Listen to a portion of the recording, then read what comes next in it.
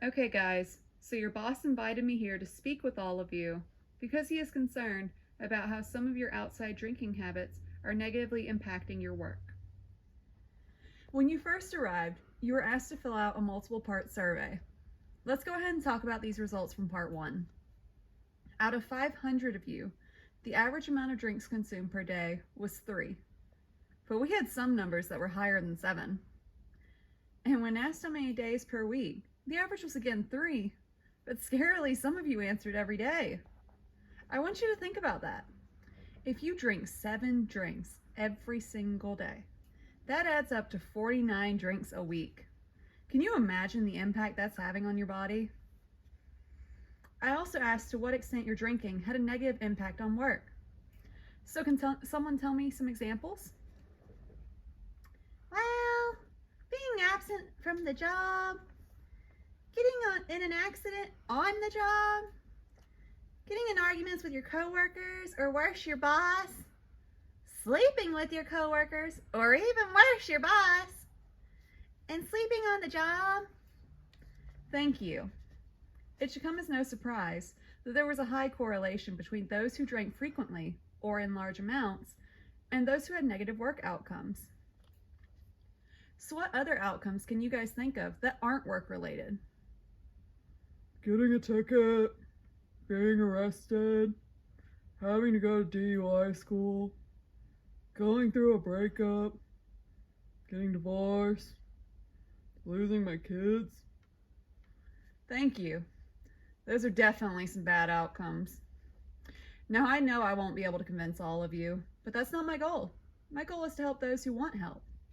And the first step is understanding the beliefs you all have about this behavior and taking the steps to change your intentions. So let's talk intentions. To my people here that listed they drink Friday, Saturday, Sunday, your goal could be to cut out those Sunday beers.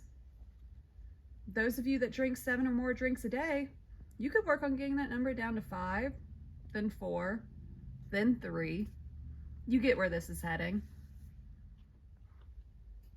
So we had you complete outcome evaluations to tell me how much value you placed on different positive and negative outcomes.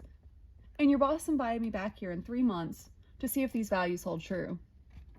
Interestingly, those who reported higher levels of drinking reported more negatively, such as -3 to 0.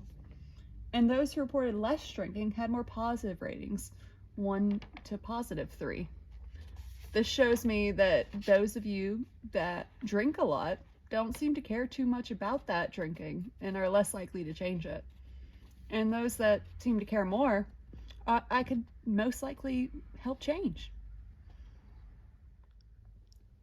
So while I have you guys trapped here, let's have a Q&A. How many of you are married? That looks like about half of you. And how many of you have gone through at least one divorce? Okay, so that's about a quarter of the room. And how many of you guys are actively dating? Okay, about a third of the room. Lastly, how many of you have kids? Wow, that's about 3/4 of the room.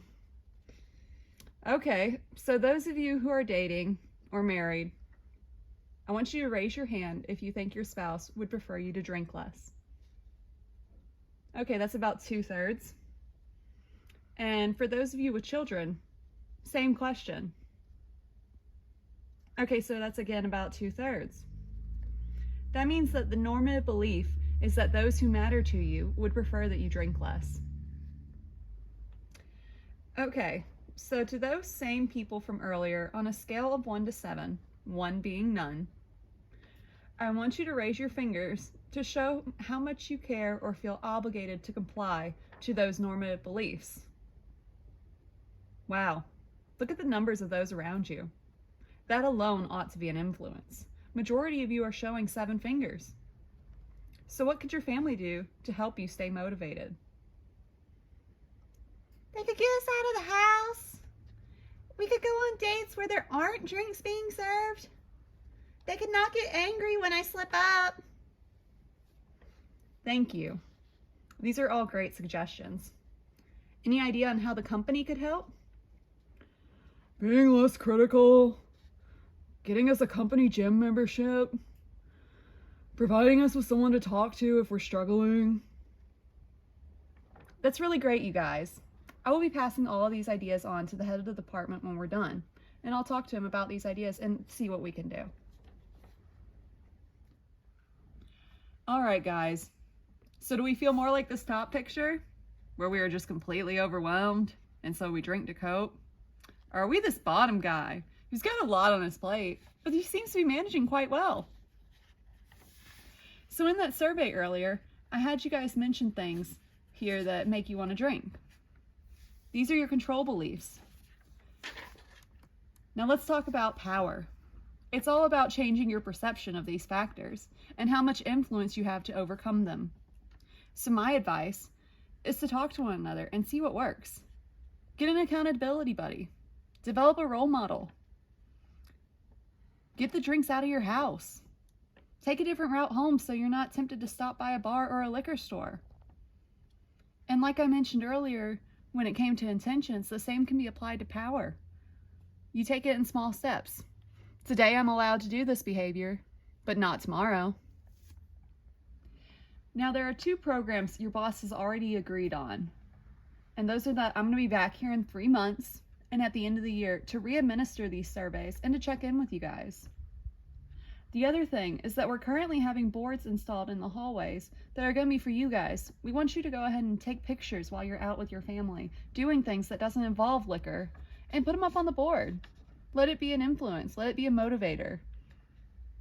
Take a lot of photos and develop memories with your families. Thanks, you guys.